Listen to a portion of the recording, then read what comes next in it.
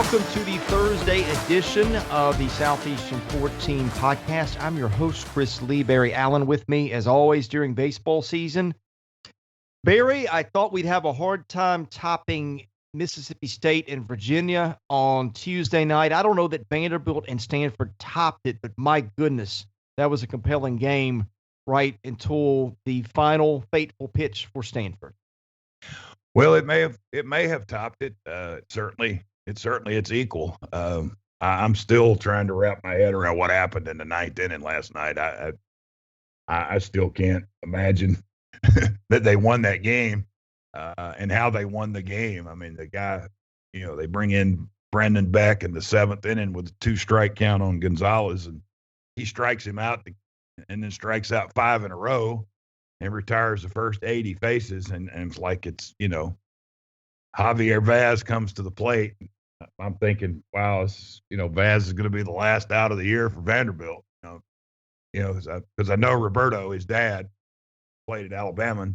Now the assistant coach at LSU Eunice, and they're the junior college Division II national champions this year. So I know his dad, and it's like, well, this guy's going to be the last out, and he walks, and you're like, yeah, well, okay. And then they pinch hit, and there's an infield single and then a throwaway that allows Vaz to get to third. And Enrique Bradfield, who's been okay in the tournament, not great, but okay.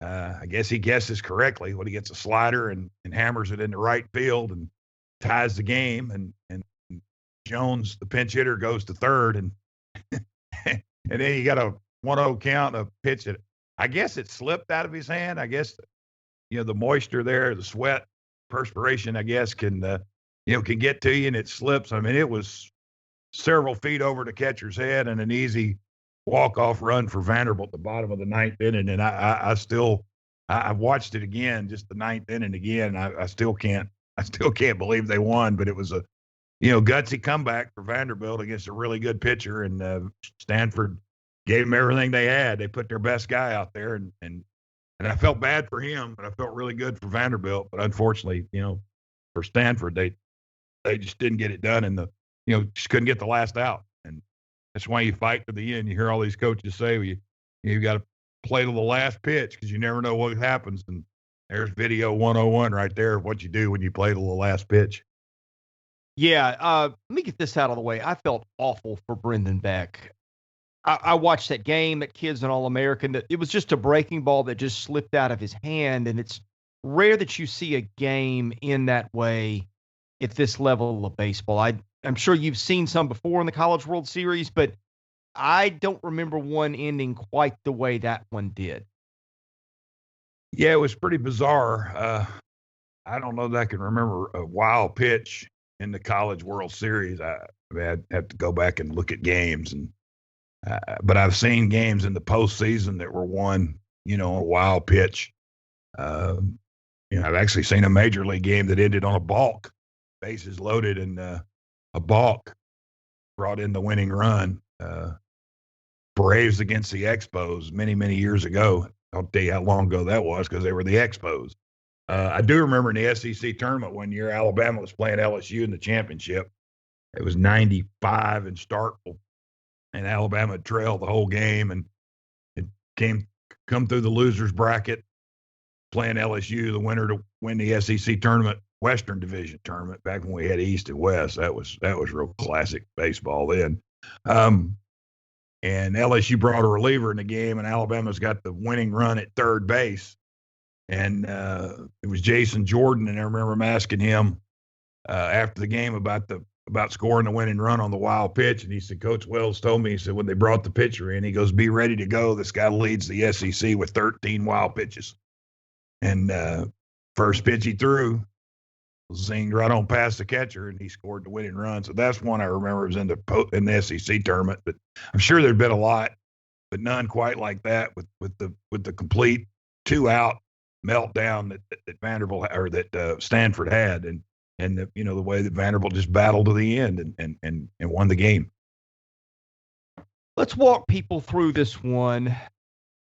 Stanford started Quinn Matthews, and the reason we picked Vanderbilt to win this game is I just thought, and you did too, that Vanderbilt had the edge in pitching depth, which is exactly how it transpired. I think that was mainly the difference, although the details certainly were interesting in how it got there. But Vanderbilt is down 4-0 early.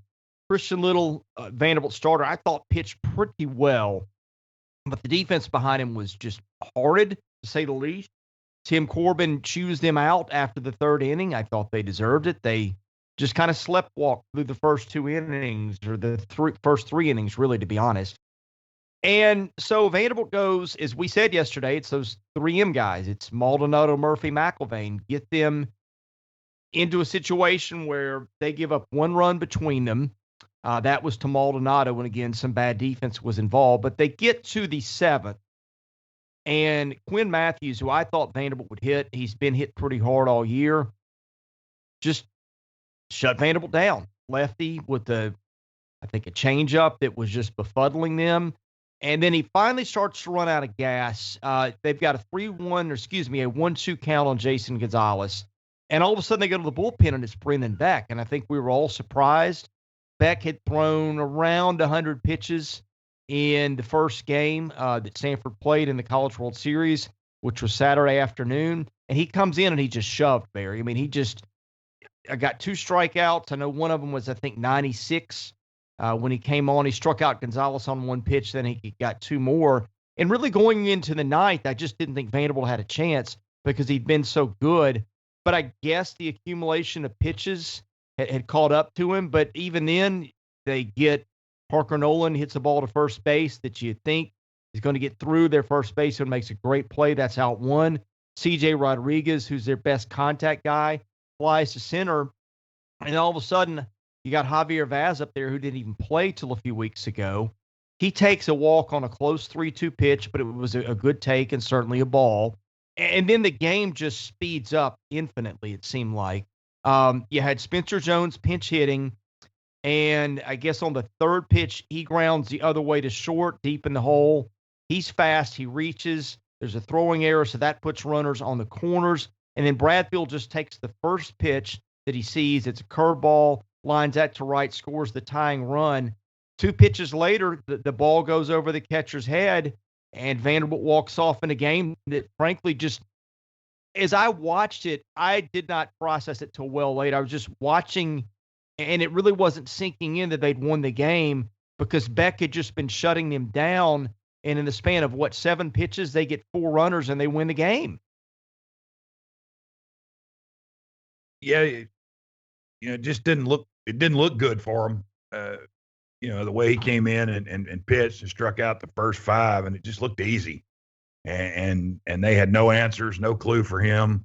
Pitching, out of the bullpen, he's their number one guy. I don't know that he'd been in relief at any point during the season, but he comes in and he's just dealing, and it's hard for them. And they've struggled on offense in this World Series anyway, and you got a little momentum, and then they bring him in, and you're like, oh well, we gave it a run. We 5-4, we gave it a run, and you're down to your last out, and close pitch to Vaz, and he takes it. It's a good take, and then the wheels just fell off the bus. I mean, I think one thing is the shortstop probably should eat that ball.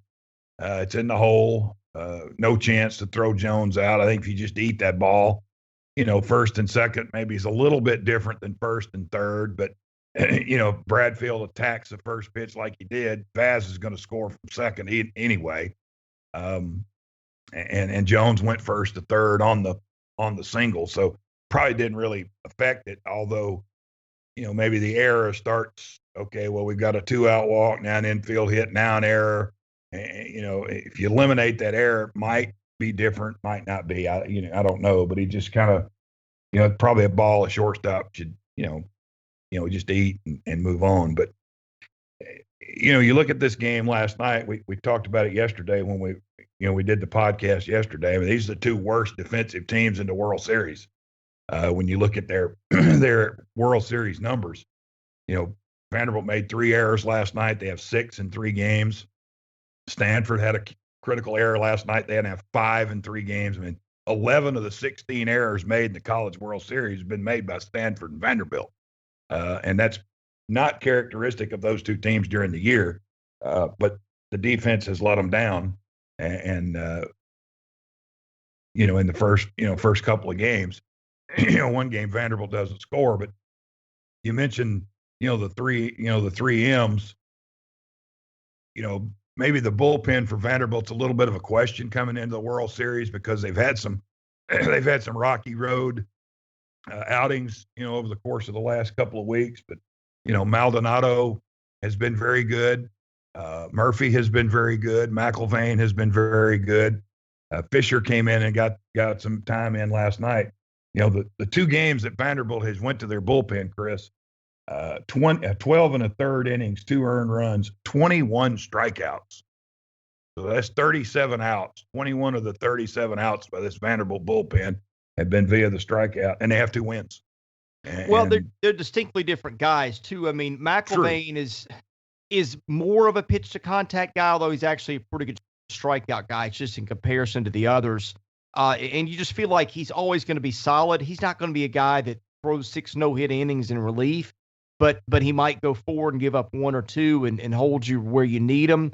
Maldonado, it's funny. He and Murphy have sort of switched roles. Maldonado had been the closer, and Murphy had kind of faltered earlier in the year. I remember he gave up a big home run to Evan Russell in that Game 2 at Tennessee. That was one of the best games of the year in the SEC. But Murphy's kind of come back. That fastball is not riding 97, 98, 99 the way it has, but it's going probably 93, 96. And I guess the spin rate on it is making it tough because people still are not seeing it and hitting it. He's got that offset with that slider, which is really good. But in Maldonado last night, he comes in the 4th. Basically, he's the bridge guy, which McIlvain had been a lot of times, and he pitched pretty well. He wasn't as dominant as he'd been. He'd walked in a run, but we said this a couple days ago. Those guys have a chance to give them 6 innings and get them to the end, and that is exactly how it played out. Well, they've done it for 2 nights. They pitched 6 innings in both games, and Murphy last night. I'm not sure Vanderbilt wins the game if Murphy doesn't get out of the bases loaded jam in the 8th inning. I mean, they've got the bases loaded, and he gets out of that, keeps it a 5-4 game. I mean, you give up a run there, it's 6-4. The 9th inning might not happen, and then, or if it happens the way it does, it's still only tied. And so, that's a critical point in the game last night for him. But some shaky times, for their pen recently. Last weekend against Kentucky, maybe Georgia Tech a little bit, but for the Super Regional and the World Series, their bullpen has lived up to the billing, and those guys have maybe changed roles a little bit, maybe stepped up a little bit, but I think they feel pretty comfortable going to these guys now, where maybe 2 weeks ago, 3 weeks ago they didn't, and I don't think Little was bad last night. He just was a victim of just lousy defense. Misplayed a pop-up in right field, a couple of fielding errors, throwing error at second base, and just, he probably can give them more innings if the defense is a little better and it's not, 4-0. At some point in the game when he, as he comes out and Maldonado comes in, walks in a run, and it's, at the time, that was probably the move they had to make, but it was probably not. It's not all Little's fault in that game last night. But those guys came in and did the job and got it done for them and sets it up for play Friday afternoon, and then if they win Saturday afternoon, I mean, what that means. It's it's set up for the 2 dogs again to give them a shot, and if Rocker and Leiter can do pitch, and I suspect they will, and I assume you think they will as well. Keep these guys in the pen with another day off. Today they get a day off today, and then play Friday. Then they had to pitch back-to-back days on Friday and Saturday if they win. But you have to look at Vanderbilt with the 2 big guys going, presumably going in the next 2 days, and you got to feel like with the way this bullpen is pitched in Omaha, this is this is a good opportunity for Vanderbilt to to bounce back and get through, but they're going to need better defense and they're going to need a little more offense. Well, here's where I suspect they'll go pitching wise. I think they'll throw Rocker Friday. I don't know that they'll throw Leiter Saturday. Now, they could, but Leiter has been so much better on long rest. And frankly, when you've won a couple of national titles, and I know you want to get there, your best path to win the whole thing, because I think at this point, you care more about winning that thing than you do in being there, if that makes sense. That's my way of thinking. I think what you do is you throw Rocker on Friday. You hope he goes deep into the game, gets your bullpen a little bit rest. Although you got rest for your guys at that point. You could bring certainly McIlvain back for some pitches because he's through 18. Murphy through 13, so you could bring him back too. Maldonado through 31 and through 47, 48 the day before. So you might want to give him some time off. The point is, I think what they'll do, this is just the way I think through it.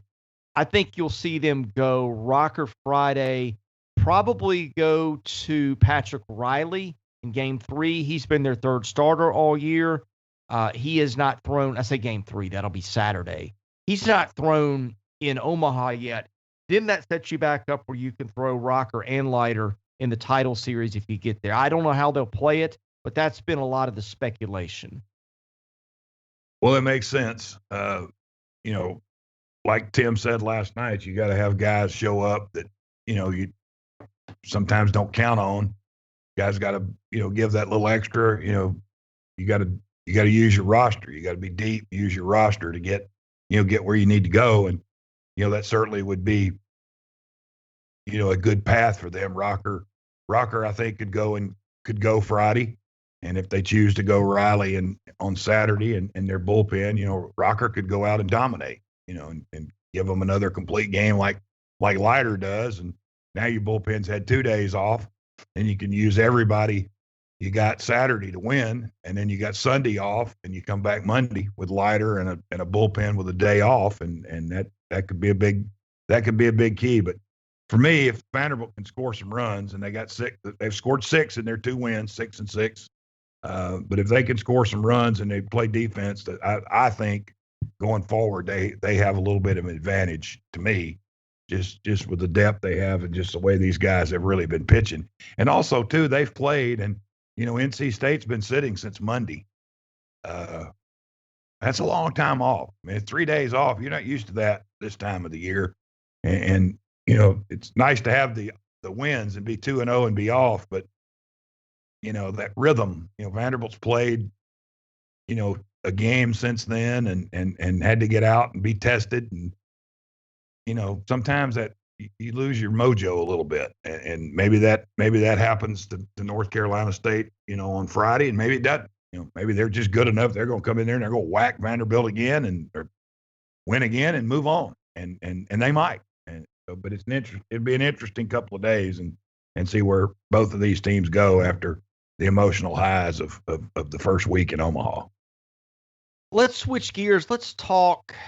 Let's see. I guess actually Mississippi State doesn't play today. It awaits the winner of Texas and Virginia. If your state, boy, I'm hoping Virginia wins that game if I'm them. I know Virginia's had a good run, but I just think Texas has got so much more starting pitching and frankly, a better bullpen too.